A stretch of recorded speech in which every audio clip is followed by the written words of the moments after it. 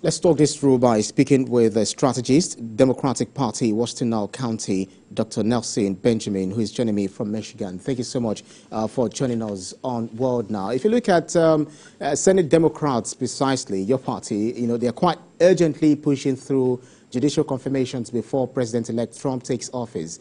Help us understand how this mirrors or diverges from past transitions when the balance of judicial power was contested. Thank you so much, Brian, for having me. Sorry. Okay. Yeah. Hello, Brian? Yes, I can hear you. Carry on. Okay. So it's a normal process for outgoing and incoming presidential candidates in terms of newly elected president to ensure that their legacies are protected in terms of what they've been able to achieve while they're in office. As you know, that the current election that just happened, or that is still ongoing because there are some countings in some areas that are still going, has shifted power towards the, in terms of the Senate power, 52 majority to the Republican, and of course 48 to the Democrats.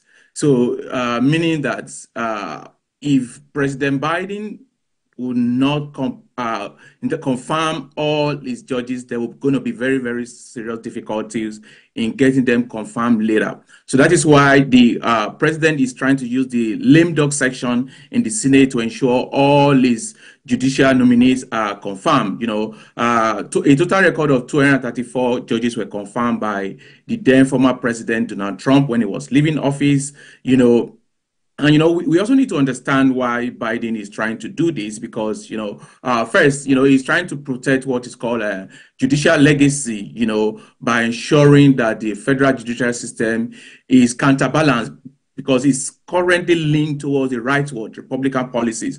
So, bringing on more liberal and left judges, activists, will ensure that the federal judicial system is counterbalanced, as you know that one of the popular things Donald Trump did then, was appointing rightward Supreme Court judges, in terms of 3 judges, to ensure that 6-3 for the Supreme Court. And that led to the overturning of Roe versus Wade and, of course, the rolling back of DEI in college admissions.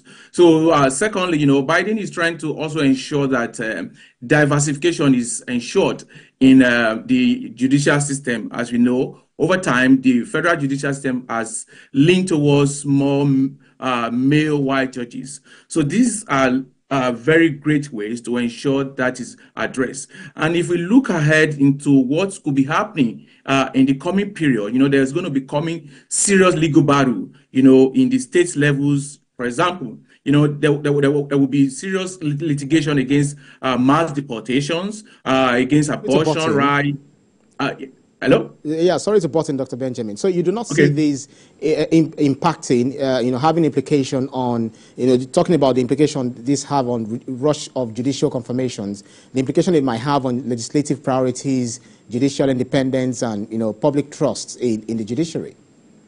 I don't see that way. Like I said, we need to look at what is actually coming on board and in the coming period. For example, Donald Trump has promised to embark on the largest mass deportations in U.S. history, and most of these deportations are going to be in the blue states, talking about the Democrat-controlled state, for example, in California, New York. So, and most cases are going to go through the immigration courts, and most governors in these blue states have already vowed to resist all these policies. For example, the California governor is calling the emergency section of the State House of Representatives to increase funding for judicial courts process that will be coming on in the future. And of course, as you know, abortion is still a very hot topic. Most cases will end up in all these federal judicial courts. So what Joe Biden is trying to do is to ensure,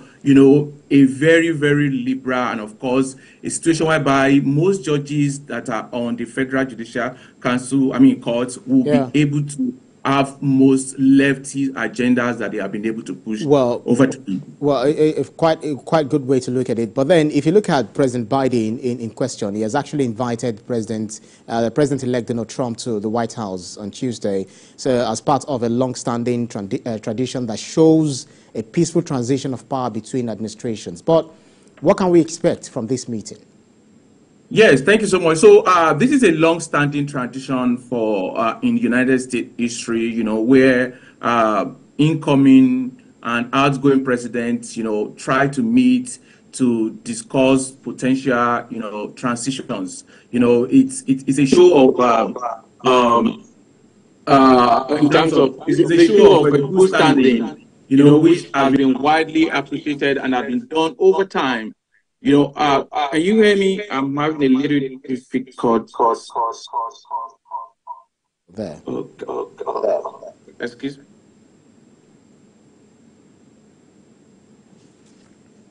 Dr. Benjamin, can you hear me now? Can you hear me? Yes, good. Carry on.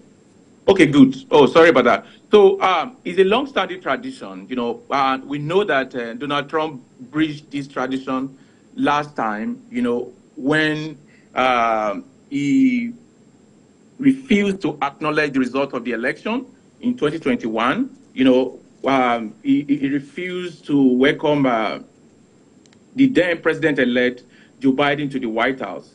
But this time around, Joe Biden is trying to demonstrate, what a successful transition should look like. So he will be meeting President Biden as we speak. And of course, he's going to the federal capital also coincide with the election vote for the Senate majority in the coming Senate. They will be casting, the Republican Party will be choosing a new Senate majority leader. Like I said earlier, they are now controlling the House Senate with 52 senators from the Republican Party. So it's going to be a very good thing and a very good legacy for democracy. What is, however, funny is the fact that the incoming First Lady, in terms of Melania Trump, will not be honoring the invitation.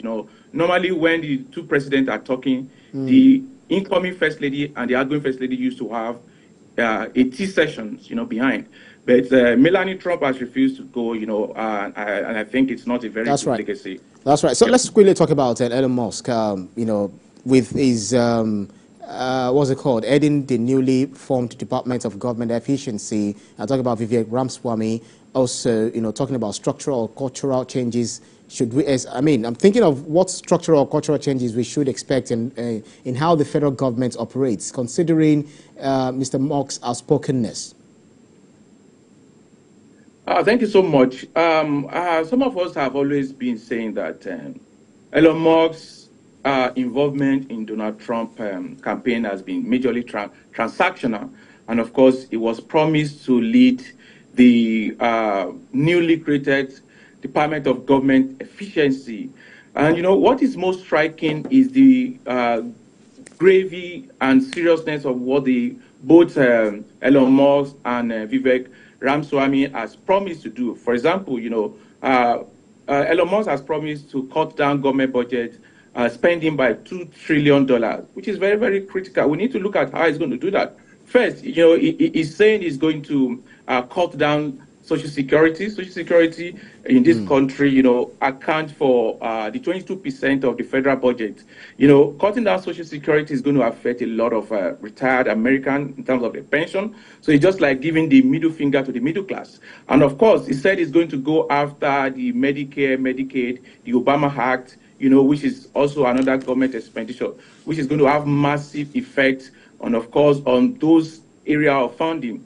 In terms of Vivek Ramaswamy has repeatedly called for the scrapping of FBI, and of course, he said he was going to scrap the Department of Education, which is going to be very, very, very devastating, especially for the black population, that are being sponsored majorly, that benefit majorly from the Department of Federal Funded Education.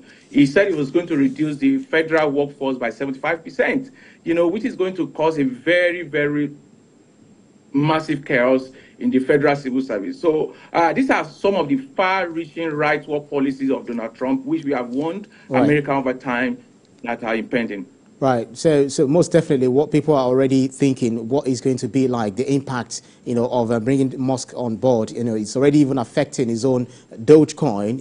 Looking at the acronym and the office is going to be holding in the few months to come. Well, thank you very much, Dr. Nelson Benjamin, Strategist, Democratic Party, Washtenaw County, Michigan. Thank you so much for your time.